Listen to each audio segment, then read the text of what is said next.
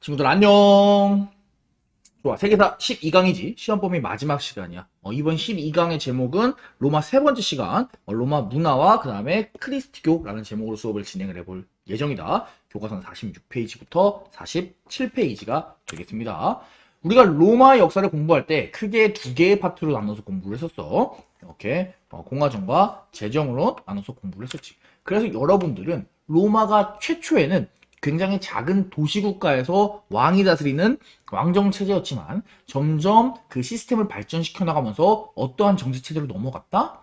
공화정으로 넘어갔고 나중에 이제 제정으로 바뀐다. 이런 흐름 역시 잘 체크를 해줘야겠지. 자, 복습이니까 선생님이랑 빨리 지난 시간에 로마 역사 2시간 동안 배웠던 거 머리로 막 생각해봐. 자, 로마의 공화정에서 공화정의 대장이라고 대표라고 할 수 있는 집정관들을 2명 뽑았었어. 독재를 막기 위해서 2명이나 뽑았었지. 근데 이 집정관을 보좌하기 위해서 경험이 많은 원로 귀족들이 자문을 해줄 수 있는 조언기구, 이런 기구 뭐라고 불렀니? 원로원. 근데 이것들은 전부 다 귀족들 중심이라고 볼 수 있다면은 평민들이 회의를 통해서 평민도 정치에 참여할 수 있게 해주는 시스템이 로마에 존재했었잖아. 그랬을 때 우리는 로마 평민들이 참여하는 회의가 평민회였고 그냥 평민만 띡 만들어 놓으면 아무래도 귀족이 평민보다 힘이 세니까 평민들을 보호해 줄 수 있는 관리를 로마에서 만들었던 거, 그것이 바로 무엇이었어? 좋아, 호민관이었고 우리는 호민관에 별표까지 치면서 로마 공화정의 핵심적인 녀석이었구나, 이렇게 생각해 줄 수 있었던 것이지. 이 로마의 공화정 시스템이 안정되니까 처음에는 굉장히 조그맸던 나라였던 로마도 점점 더 영토를 넓혀서 기원전 3세기 무렵에는 이탈리아 반도의 전역을 차지하는 꽤 큰 나라로 성장했던 거야. 하지만 여기서 멈추지 않았고 로마는 지중해에 패권을 두고 한판 승부를 벌이게 되니 그 로마 최초의 라이벌이 누구냐? 지중해의 강국이었던 카르타고가 되는 거다. 이 카르타고와의 전쟁을 우리는 무엇이라고 불렀다? 포에니 전쟁이라고 불렀던 것까지 여러분들이 기억을 하고 있을 거야. 포에니 전쟁에서 승리해서 로마는 지중해 전역을 로마의 호수로 만드는 데 성공했지만 로마는 안타깝게도 점점 쇠퇴의 길을 걷게 된다. 왜냐? 오랜 정복 전쟁으로 토지는 황폐화되었고 정복지에서 값싼 농작물들이 유입되어서 자영농들의 농사가 경쟁력을 잃게 되었고 엎친에 덮친 격으로 귀족들은 농민들을 도와주는 게 아니라 오히려 자신의 재산을 늘려서 무엇을 만들었다? 라티푼디움이라고 불리는 거대한 대농장을 만들었던 거야. 정복전쟁을 통해서 얻었던 막대한 토지, 막대한 노예들을 전부 다 평민이 아니라 귀족이 독차지해버렸던 거지. 결국에 로마의 평민들, 로마의 자영농들 몽땅 몰락할 수밖에 없었고 이 몰락은 곧 로마 공화정의 붕괴를 의미하는 거다. 자, 이 로마 공화정이 붕괴하고 있는 시점에서 멈춰! 하고 외쳤던 사람들 누구야? 그래, 바로 호민관이었던 그라쿠스 형제가 되겠습니다. 이 그라쿠스 형제, 귀족들의 토지를 제한하자, 농민들에게 토지를 나누어주자, 가난한 사람에게는 값싸게 곡물을 제공하자, 이런 개혁책을 펼쳤지만 개혁책은 성공이 아니라 실패로 끝나게 되었고 로마 공화정은 되돌릴 수 없는 내리막길로 빠져들고 있었던 거지. 결국에 공화정 말기에 자기 자신에게 모든 권력을 집중시켜서 정치를 안정화시키려고 했던 전쟁 영웅이자 독재자 누구? 카이사르가 등장하게 되지. 하지만 카이사르는 황제가 되지 못하고 황제가 되기 직전에 암살당하게 되고 우리가 말하는 최초의 로마 황제, 이 사람은 누구냐? 바로 카이사르의 후계자이자 카이사르의 양아들인 옥타비아누스가 되겠습니다. 원로원에서는 이 옥타비아누스에게 존엄한 자라고 하는 뜻의 아우구스투스라고 하는 칭호를 내려줬고 우리는 그 때문에 로마 제정의 실질적인 최초의 황제가 옥타비아누스다, 이렇게 부르고는 합니다. 옥타비아누스 이후에 로마의 제정은 쭉쭉쭉쭉 성공 가도를 달려 오현재 시대 5명의 현명한 황제를 거쳐서 로마의 평화, 라틴어로는 팍스 로마나식에 이른다. 로마의 최전성기야. 굉장히 영토가 넓지. 하지만 이후에 로마는 또 내리막을 걷기 시작해. 역사에는 오르막이 있다면 내리막이 있는 법입니다. 그 이유는 선생님이 프린트에 3가지로 정리를 해줬어. 크게 군인 황제 시대, 그리고 2번째 내부적으로 농업이 쇠퇴하는 문제, 그리고 3번째 이민족이 침입했다. 이렇게 여러분들이 정리를 할 수 있었을 겁니다. 자, 이 내려가는 로마 제정을 막기 위해서 이번에 멈춰! 하는 사람은 누구였어? 그래 바로 디오클레티아누스, 콘스탄티누스, 테오도시우스 같은 황제들이었어. 디오클레티아누스는 황제의 권력을 강화하고 제국을 1개, 2개, 3개, 4개로 나눠서 분할 통치를 실시했다. 하지만 그렇게 생각만큼 로마 지정을 다시 부활시킬 정도의 성공을 거두지는 못했던 것 같아. 자, 이제 바통은 두 번째 유명한 사람 누구? 콘스탄티누스로 넘어가게 됩니다. 콘스탄티누스는 굉장히 중요한 인물입니다. 콘스탄티누스는 두 가지 일을 하는데 첫 번째, 수도를 로마에서 콘스탄티노폴리스, 지금의 이스탄불로 옮기게 되는 거다. 자, 두 번째는 그동안은 금지되어 있었던 크리스트교를 공인하게 되는 거지. 크리스트교는 오늘 자세하게 배우니까 또 오늘 배운 내용이랑 굉장히 연관이 있는 사람이라고 할 수 있겠습니다. 자, 하지만 이런 콘스탄티누스의 노력에도 불구하고 로마 지정을 완벽하게 부활시키는 데는 성공하지 못해서 로마 지정은 계속 아래로 처박히게 되는 거야. 그러다 보니까 로마는 두 개로 나뉘게 되는 거다. 동로마와 서로마. 흡사 지금 우리나라가 남한과 북한으로 분단되어 있는 것처럼 로마도 동과 서로 분리가 되는 거다. 이 중에 동로마는 이제 한 앞으로 1000년 이상 유지가 되지만 이쪽은 지금 우리가 흔히 말하는 서양의 역사라고 보기는 어렵잖아. 뭐 그리스, 터키, 이집트 이런 데가 중심이니까 우리가 흔히 유럽이라고 말하는 이 서유럽 지역, 서로마 지역, 이 서로마는 안타깝게도 476년에 게르만족이 쳐들어오면서 멸망했던 것 여러분들이 기억하고 있을 겁니다. 자, 여기까지 공부하면 우리가 이제 로마 역사 한번 흐름을 다 타봤다 이렇게 이해할 수 있을 것 같아요. 자, 이제 오늘 배울 내용 로마의 문화로 들어가겠습니다. 로마의 문화에 대해서 하기 전에 우리는 그 전에 먼저 알아야 되는 게 그리스의 문화였어. 배웠던 내용들이야. 우리가 그리스의 문화는 굉장히 인간 중심적이고 합리적이라고 이야기를 해. 인간 중심적이라고 하는 것은 인간의 감정을 솔직하게 표현하고 인간의 모습을 아름답게 표현하는 등 예술이 발달했다는 뜻이야. 조각도 멋있게 만들고 문학도 멋있게 쓰고 이런 것들이 인간 중심적인 그리스 문화라고 볼 수 있어. 하지만 합리적인 문화는 무엇이냐? 합리적이라는 것은 철학이 발달했다는 거죠. 우리 앞서도 공부해봤지만 그리스 문화는 그리스 철학은 자연 철학자, 소피스트, 소크라테스, 그리고 플라톤과 아리스토텔레스 이런 식으로 쭉 흐름을 보이면서 발전했던 거 여러분 체크할 수 있을 거야. 자, 그러면은 그리스 문화가 인간 중심적이고 합리적이라면 로마 문화는 어떠한 특징이 있을까? 로마의 문화는 바로 실용적이라고 하는 특징이 있다. 이 실용적이란 거는 실제로 활용될 수 있다 뭐 이런 뜻인데 결국에 우리는 로마에서는 건축과 법이 발달했다고 체크해주면 좋겠습니다. 자, 그럼 먼저 로마에서는 왜 실용적인 문화가 발전할 수밖에 없었을까? 로마는 땅이 너무 넓어. 이 광대한 제국을 다스리려면 필연적으로 실용적인 문화가 발달할 수밖에 없었던 겁니다. 자, 로마 법 먼저 보도록 합시다. 법. 로마법의 핵심은 로마 국가가 확대되면서 법도 확대되는 거야. 무슨 말인고 하니 로마는 처음에 작은 도시국가에서 시작했어. 처음에 작은 도시국가일 때는 로마의 법도 작은 도시에 살고 있는 시민만 다스리면 돼. 그 법을 시민법이라고 이야기를 합니다. 대표적으로는 12표법 같은 것이 있는데 근데 이 시민법이 처음에 시민들만 다스릴 땐 상관이 없지만 로마가 제국을 엄청나게 확장해서 진짜 거대한 나라가 됐을 때는 시민법으로는 한계가 있잖아. 그럴 때 확장했을 때 제국 내의 모든 백성을 다스리는 법을 우리가 뭐라고 부르냐? 만민법이라고 부르게 됩니다. 대표적으로는 유스티니아누스 대제의 법전이 있겠습니다. 자, 그래서 로마 법의 핵심은 로마가 확대하면서 로마의 법률도 확대되었다. 이 정도 체크해주면 좋을 것 같아요. 로마의 실용적 문화에서 가장 중요하고 재밌는 부분은 바로 건축이지. 건축 같은 경우 먼저 도로 먼저 봅시다. 이렇게 로마의 도로가 있는데 그냥 위에만 빤지르르하게 이쁘게 깐 게 아니야. 여기 보면은 단면도를 보게 되면은 이렇게 각가지 다른 돌멩이들과 흙들을 쌓아가지고 이렇게 흔들리지 않도록 아주 완벽하게 로마의 도로를 구축하고 있는 것도 여러분들 체크할 수 있을 거고 이렇게 보면 공사하는 모습 상상도도 있네, 그지? 이렇게 열심히 만들었어. 그래서 로마가 당시 로마 제국에서 이렇게 많은 길들을 만들 정도로 활발하게 도로를 만들었다.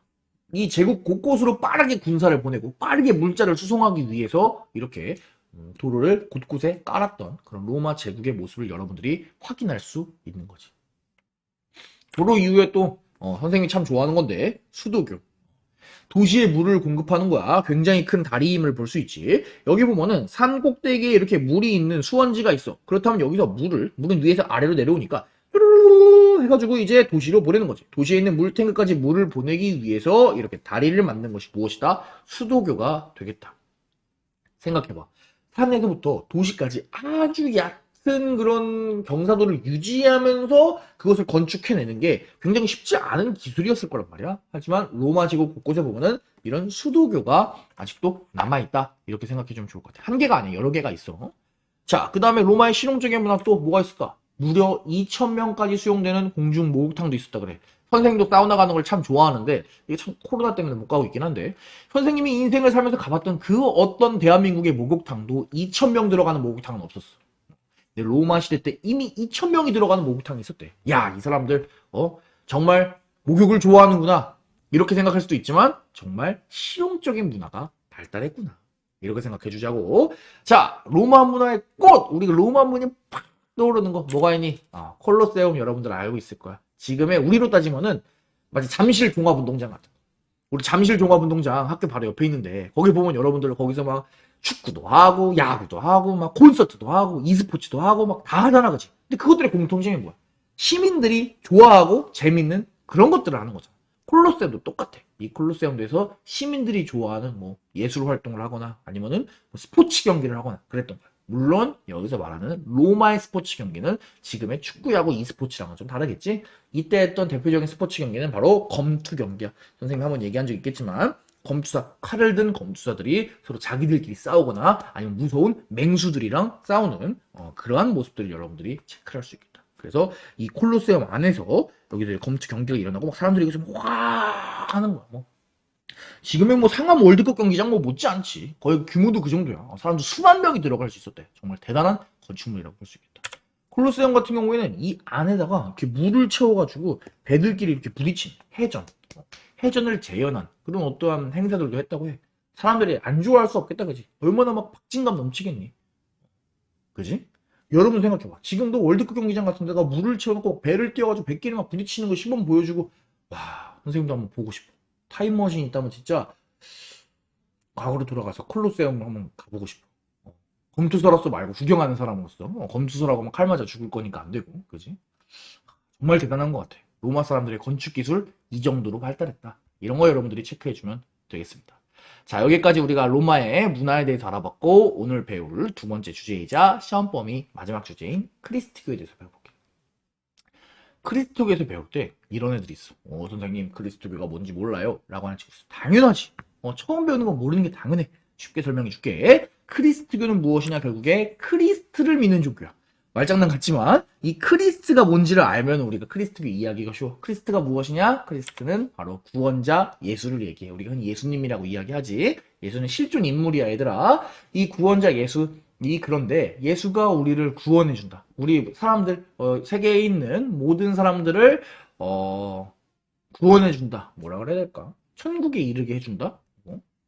그러기 위해서 예수님이 이제 인간 세계에 왔다고 이야기를 하는데 그 예수를 우리가 한국말로는 구원자라고 하잖아. 근데 이 구원자가 그리스 말로는 크리스트야. 그래서 우리가 크리스트교는 크리스트를 믿는 종교인데 이 크리스트가 뭐냐? 결국에 예수를 믿는 거야. 예수가 구원자다. 우리가 예수의 가르침을 따르면은 우리가 구원을 받을 수 있다. 우리가 하느님을 믿으면 예수를 통해서 하느님의 가르침을 받으면은 우리가 구원받을 수 있다. 우리가 천국에 갈 수 있다. 라고 생각하는 종교가 쉽게 생각했을 때 크리스트교가 되겠습니다. 크리스트교에는 동의어가 있어요, 얘들아. 크리스트교랑 그리스도교랑 그 다음에 우리가 흔히 알고 있는 기독교랑 동의어야. 기독교는 한자로 크리스트를 쓸 때 크리스트를 그냥 쓸 수가 없잖아. 그래서 기리사독이라고 써. 기리사독. 근데 여기서 리랑 사를 생략을 해서 우리가 흔히 기독교라고 한자로 부르는 거야. 그래서 기독교랑 크리스트교랑 같은 말이에요. 결국에 기독교가 뭐다? 예수를 구원자로 믿는 종교. 이렇게 생각해주면 좋겠습니다. 자, 원래 세상에 유일신 신이 있어. 참고로 선생님은 종교가 없습니다. 이건 역사적인 이야기야. 자, 유일신. 우리가 뭐 교회에서는 하나님이라고 부르고 성당에서는 하느님이라고 부르는 그 신이 있는데 이 신을 믿는 종교가 원래 뭐가 있었냐? 유대교라고 하는 종교가 있었어. 이 시기. 로마 시대 때 이미 유대교라고 하는 종교가 있었어.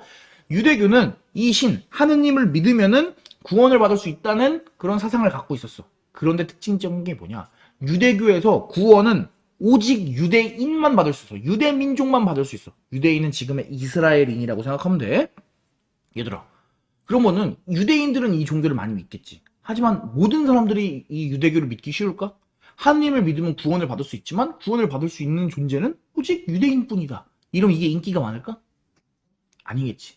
그래서 이때 로마 시대 때 등장했던 인물이 누구냐? 바로 예수님이에요.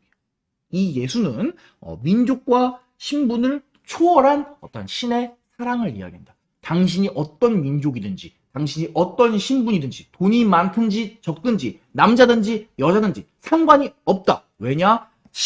하느님은 당신을 사랑하기 때문에. 여러분이 하느님을 믿으면 누구든지 구원받을 수 있습니다. 라고 이야기한 게 누구다? 그게 바로 예수야.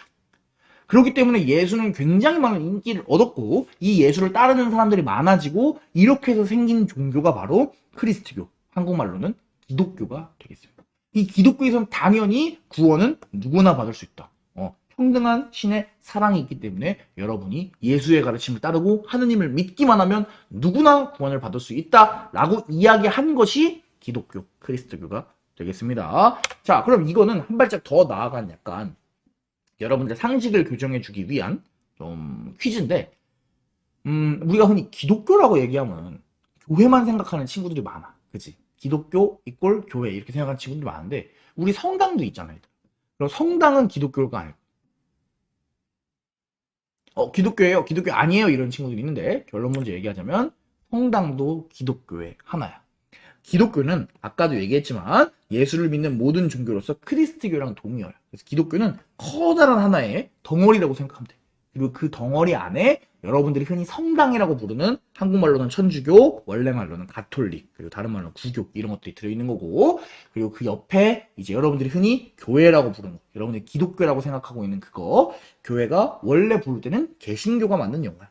그리고 원어로는 프로테스탄트, 그리고 신교 이렇게도 부르는 거예요. 그래서 천주교랑 개신교 이런 것들을 다 합쳐서 우리가 기독교라고 부른다는 거 잘 생각해 주면 좋을 것 같아요.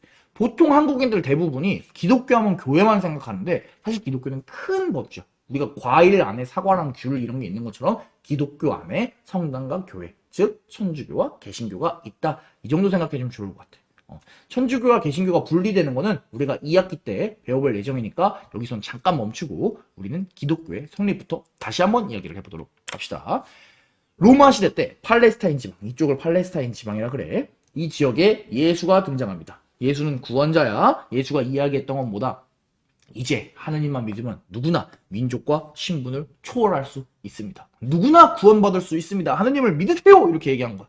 그러니까 예수를 따르는 사람이 많아지고 많은 사람이 예수를 따르게 되니까 로마는 뭐야 저 사람 왜 이렇게 막 사람들이 이끌고 다니는 거야? 저 사람 너무 위험한 거 아니야? 라고 해서 예수를 처형하게 되는 거지. 뭐 종교적인 이야기로는 예수님이 뭐 죽고 나서 3일 만에 뭐 부활했다 뭐 이런 얘기 들어본 적 있을 거야. 그치? 그런데 이거는 이제 종교적인 얘기고 역사적인 팩트로 이야기하자면은 여기서는 예수를 처형한 것까지는 역사적인 팩트야. 뭐 그다음 예수님이 부활했는지 안 했는지는 이제 개인의 종교에 따라서 여러분들이 판단하면 됩니다. 자, 어쨌든지 간에 로마 제국은 예수를 처형했어. 이것처럼 예수가 죽고 나서 그러니까 예수를 죽일 정도로 처음에 로마 제국은 크리스트교를 박해했어. 하지만 크리스트교 박해한다고 이렇게 억압하는 거야. 억압한다 그래가지고 뭐 거기서 멈추지 않았겠지? 교세는 계속해서 커졌어. 종교 계속해서 발달하면 크리스트교 믿는 사람 더욱더 많아지는 거야. 나도 천국 갈래 이러면서 나도 구원받을래 이러는 거지. 그럼 로마 제국은 이렇게 아름다운 종교, 하나님을 믿으면 구원받는다. 좋잖아, 그치 얘들. 근데 이걸 왜 로마 애들은 싫어했을까? 로마 황제들, 로마 정부에서는 왜 싫어했을까? 크게 두 가지 이유가 있어. 첫 번째, 크리스트교는 유일신 사상을 갖고 있다. 유일신 사상이라고 하는 것은 무엇이냐? 바로 세상의 신은 유일하게 하느님, 예수님밖에 없다고 하는 사람들이에요. 반면에 원래 로마의 신들도 있잖아. 로마의 제우스, 뭐 포세이돈 이런 거 있잖아. 그런 애들은 그럼 이제 걔네들은 진짜 신이 아니다. 세상에 진짜 신은 하느님밖에 없다. 이렇게 얘기하는 거야. 크리스트교인들은. 그러다 보니까 로마 제국 입장에서는 크리스트교가 미워 보일 수밖에 없었겠지. 자, 두 번째, 크리스트교에서는 우상숭배를 거부한다. 우상숭배라고 하는 것은 무엇이냐면은 하느님 이외의 다른 존재를 숭배하는 행위를 우상숭배라고 해. 그런 걸 철저하게 금지시켰어. 근데 당시에 로마에서는 황제를 숭배하는 사상이 있었어. 오, 황제 이런 게 있었단 말이야. 그런데 크리스트교인들은 황제를 숭배하지 않았어. 황제가 너 왜 나를 숭배하지 않는 거야? 이런 크리스트교인들이 황제시여 저에게 신은 유일하게 하느님밖에 없습니다. 당신은 인간이고 나는 유일한 신인 하느님 앞에만 숭배를 드립니다. 이렇게 얘기를 하는 거지. 황제 입장에서 기분이 나쁘겠지. 내가 황제인데 나를 숭배하지 않는단 말이야. 그럼 나쁜 놈이야. 이렇게 생각하겠지. 그래서 이 유일신 사상과 우상 숭배를 거부하는 이것 때문에 로마에서는 처음에 크리스트교를 막 박해한 거야. 크리스트가 금지되는 거야. 그러니까 크리스트교 믿는 사람들이 지금처럼 막 기도를 공개적으로 하거나 그럴 수 없었어. 그러다 보니까 지하에 있는 지하 묘지인 카타콤 같은 데 숨어가지고 몰래 기도하는 거. 자기들끼리 몰래 종교를 키워나간 거지. 근데 시간이 흘러서 결국에 크리스트교가 걷잡을 수 없이 커지고 이것을 인정하는 것이 좋다고 생각했기 때문에 지난 시간에 배웠던 것처럼 콘스탄티누스는 밀라노 칙령이라고 하는 명령을 내려서 크리스트교를 공인했고 그 이후에 테오도시우스는 크리스트교를 로마 국가의 종교, 국교화하게 되는 것입니다. 자, 이렇게 배우면은 흐름이 맞을 것 같아요. 당시 최고의 세계 제국이었던 로마에서 크리스트교를 국교화했기 때문에 그렇기 때문에 지금처럼 크리스트교가 전 세계에 인기가 많아질 수 있었고 지금 현재 2021년 현재 전 세계의 종교 분포를 보면은 이야 크리스트교를 믿는 나라가 정말 엄청 많다 그지? 보라 색깔이 크리스트교야. 그런 것들을 보면은 여러분들이 크리스트교의 성립과 발전에 대해서 이해했다고 할 수 있겠습니다. 오늘 배운 내용 정리해볼게. 12강 로마 3탄이었죠? 로마의 문화와 크리스트교를 배웠습니다. 로마는 실용적이었어. 법률이 있었는데 법률은 시민법에서 만민법으로 성장했고 제국과 함께 건축이 있었지. 도로와 콜로세움, 수도교 이런 거 배웠습니다. 자, 크리스트교. 크리스트교는 당연히 예수가 중요하지. 예수는 평등, 사랑, 누구나 구원받을 수 있습니다. 이야기했던. 하지만 박해받았지. 왜? 유일신 사상을 갖고 우상숭배를 거부했기 때문에. 하지만 시간이 흘러서 콘스탄티누스 때 공인되게 되고 그 다음에 테오도시우스 때 어떻게 된다? 국교화 되게 된다. 여기까지 공부하면 여러분들이 시험 범위에 해당되는 내용 로마 그 다음에 크리스트교까지 완벽하게 이해하는 게 될 것 같습니다. 자 공부 열심히 하고 시험에서 좋은 결과가 있기를 선생님 바랍니다. 자 수고 많았습니다. 여러분 안녕. 시험 화이팅.